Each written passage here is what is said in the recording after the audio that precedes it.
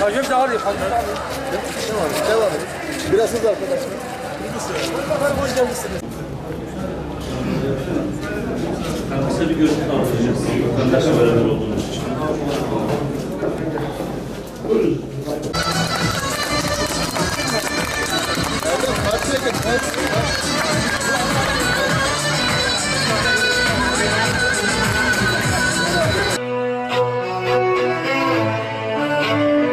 Burada da hem bu davayı dünyanın her yerinde bir Dışişleri Bakanınız ve temsilciniz olarak anlatırken diğer tarafta da bakın huzurunuza geldik ve size Norşin'e hizmet etmek için bize ruhsat verin, izin verin, destek verin. Hüseyin Mutlu kardeşimize desteğinizi ifade edin dedik.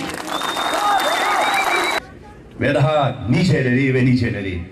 Abdurrahman Tagi Efendi'den bu yana Norşin ondan önce ve her zaman hep ilim irfan diyarı oldu.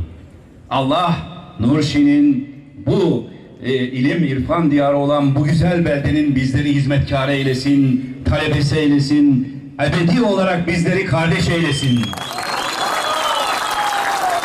Onun için bizim davamızı en iyi Norşinli kardeşlerimiz anlar. Bu topraklara imanı, irfanı zerk etmiş, tohum olarak ekmiş Norşin'in büyük alimlerinin yollarının yolcusuyuz biz. Başka bir yol bize gerekmez.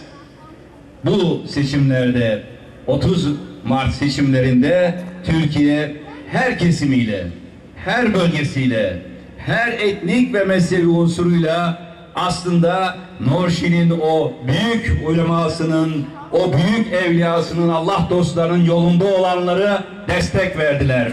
Allah sizden ve onlardan razı olsun. Neden biliyor musunuz aziz Norşin'de? 30 Mart seçimlerine sadece Türkiye'deki vatandaşlarımız heyecanla neticeye bakmadı. Tam da burada bütün bu coğrafyanın ve insanlığın kardeşliği için ilim çağrısı yapan bu ilim diyarından yükselen sese kulak veren Filistinliler, Somalililer, Boşnaklar, Suriyeliler, Myanmarlılar hep döndüler ve acaba 30 Mart'ta ne olacak diye Türkiye'ye baktılar. Çünkü biliyorlar ki Türkiye'nin kaderi onların kaderidir. Hamdolsun ki 30 Mart'ta Türkiye'den gür bir ses çıktı. Her bir bölgesiyle bu gür ses dedi ki dünyaya adaleti, irfanı yaymak üzere gelen o Norşin'in ilim ehlinin yolcusu olan Başbakanımız Sayın Recep Tayyip Erdoğan ve AK Parti kadrolarının arkasındayız dediler. Şimdi halkaların tamamlanması lazım dedim. 15'ten 9'unu almışız mecliste. Altyapı tamam.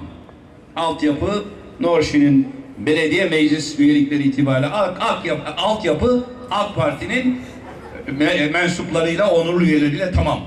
Altyapısı siyaseti. Üst yapıda Ankara'da tamam. Başbakanımız başta olmak üzere hepimiz Norşin'in milletvekiliyiz, Norşin'in hizmetkarıyız, Norşin'in bakanıyız. Dışarıda Ankara'da siyasi irade de tamam. Daha yerele geldiğimizde Norşin Allah'ın izniyle her türlü hizmeti görecek. Her türlü imkanlarımızla sizin emrinizde olacağız. Bu bir seçim döneminde yapılan bir taahhüt değildir. Bu Norşin'e duyduğumuz saygının yüreğimizden getirdiği bir sestir. Yani şöyle düşünmeyin.